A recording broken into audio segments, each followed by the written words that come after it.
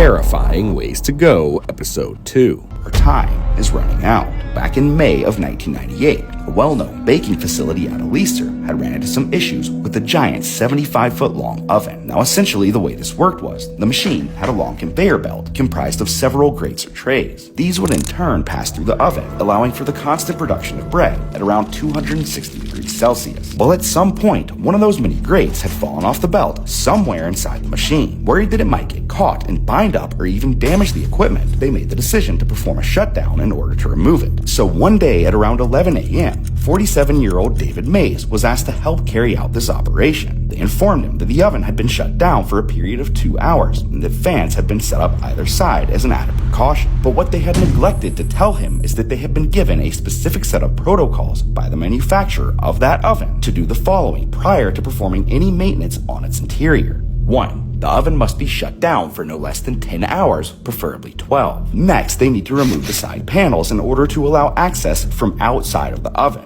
And lastly, always ensure to check the temperature gauges on the outside of the machine prior to performing any work. This was located on the side of the oven. Had they done so, the hell that followed could have been completely avoided. David, along with 43-year-old maintenance tech Ian Erickson, lay down on the conveyor and began their 17-minute journey to the other side. And so it is.